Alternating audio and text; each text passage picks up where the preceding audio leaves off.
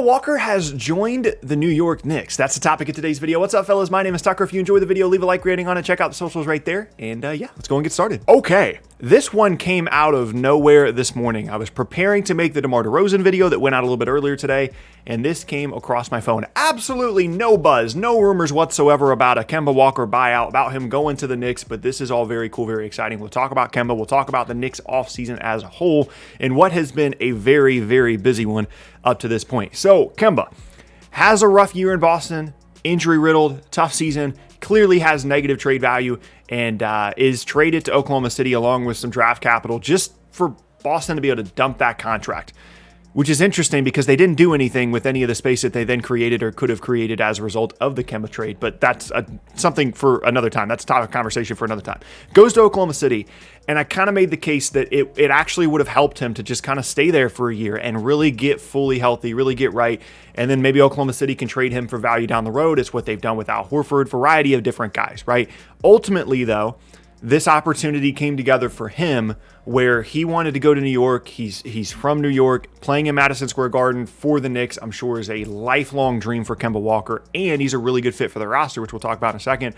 And I'm sure the way that this went down was Oklahoma City was looking to trade him at some point, wait a year and trade him, but this opportunity arose with the Knicks. Kemba went to them and said, hey, I'd like to negotiate a buyout. He probably gave up a ton of money to leave so that he can go to a situation where A, he's actually going to play this year, and B, a situation that like I said, has probably been a dream for him for a long, long time. Love the fit of Kemba Walker in New York. So let's go ahead and talk about it. Going into this offseason, priority number one for New York was perimeter creation. We all were so excited to see this team in the postseason, to see what they looked like, see if they were for real. We knew they could guard. We knew they could rebound, but where was the offense going to come from? And in that series against Atlanta, granted, Atlanta proved to be one of the better offensive teams in the entirety of the postseason. They just couldn't keep up. They were they were playing Derrick Rose 35 plus minutes a game. They needed a huge Alec Burks game to win one of those games. Julius Randle was awful in that series. They needed perimeter playmaking, and they go into this offseason. They bring in Evan Fournier on what's probably a significant overpay, but they needed a player like that. And then they bring in Kemba Walker on what is going to be a cheap deal as a result, of the buyout from Oklahoma City there. And I just love it for them. And they've still got RJ Barrett. They've still got Mitchell Robinson. They have to deal with whatever they're going to do with this Julius Randle extension here coming up. But in terms of their roster going into next year, they're better. They retained Nerlens Noel, Derrick Rose, Alec Burks. They brought in Evan Fournier and Kemba Walker. They have a guard rotation that, yeah, there's no all-stars in that group, but all of them are really good, solid perimeter playmakers in the NBA. And ideally, if Kemba can stay healthy, maybe he can even be more than that potentially. Obviously going to be incredibly motivated to have a good season. A really, really interesting set of moves here for New York.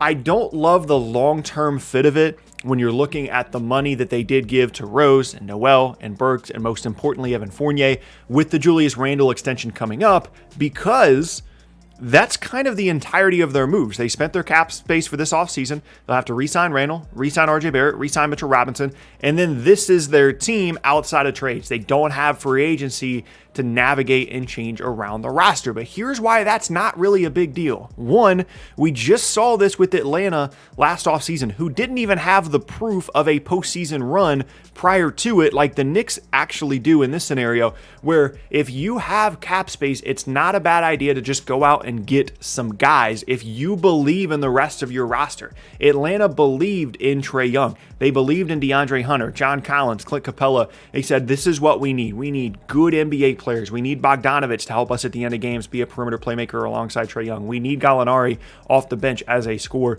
They went out and got those guys, and they found themselves in the Eastern Conference Finals. And the Knicks are taking a page out of that book. They're saying, yes, we have cap space. It would be nice to maintain that flexibility with what is still a young roster and a relatively unproven one. But why not go out and get solid NBA players, retain our own free agents, and then hope that we're really, really good next year and continue to try and build something from there? Because we have seen teams get increasingly creative and flexible with the ability to change around their rosters on the fly, even without salary cap space. And this is going to be a larger video at a certain point. But think about the amount of teams that have signed a player to a big contract, it didn't work out, and then they're able to dump it to one of these teams. They give up a first, they give up a young player, whatever the case may be, and they dump that contract. Think about what Chicago did this offseason, coming into the offseason with less than $20 million in space, and they come away with 3 really good guards in Lonzo, DeRozan, and Caruso that are going to make $58 million next year in their first season, with $20 million in cap space because of sign and trades and different little cap space gymnastics that teams have perfected and really figured out. So it's not as much like a doomsday thing for New York now as it was when they were signing guys like Joakim Noah to max contracts, because teams are just better at this now. There's always teams waiting around at the bottom of the league, teams like Oklahoma City, to take on bad contracts if you give them some assets. So signing bigger contracts and signing guys that typically would kind of lock in your roster, it's not as prohibitive now as it used to be. And this is still a young team that not only has young players like RJ Barrett and Mitchell Robinson, potential trade piece, as well as Julius Randle, if you want to view him that way, but also draft capital. They still have a Mavs pick. They got some future first-round picks in the draft this year as a result of trading back.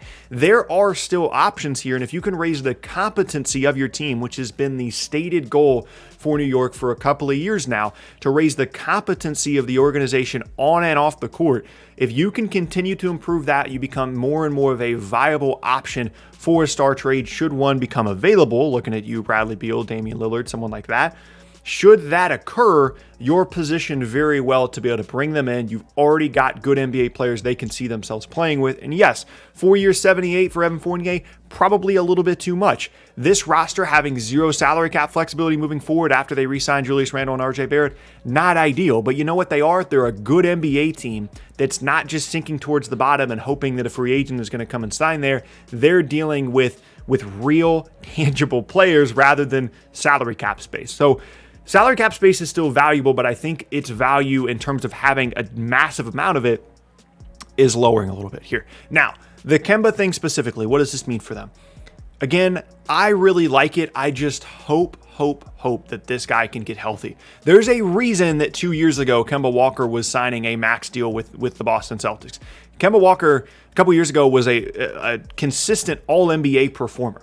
Granted, when he signed that free agency contract, a lot of teams were scared off because of the knee injury issues, and he is a smaller guard in his 30s, and if he doesn't have the quickness that has made him such a great player, it's going to be really tough for him to be a really productive, high-level NBA player.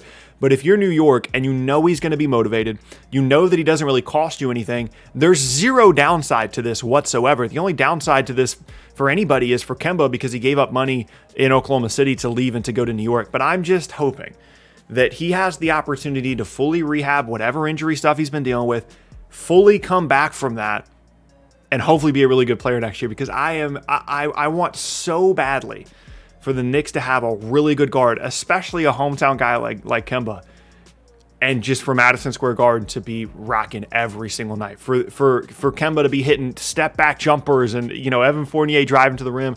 Has it been a perfect offseason for New York? No. I'm sure there were some other plans they had in mind, contingency on contingency, that maybe they would have liked to have DeMar DeRozan. Maybe Evan Fournier wasn't at the top of their list when it comes to free agency guards, but when you look at their roster now compared to where it was last week, it is better, it has a higher floor, and I really don't think they've restricted themselves all that much from a salary cap standpoint, because they do still have younger players and assets when it comes to draft picks.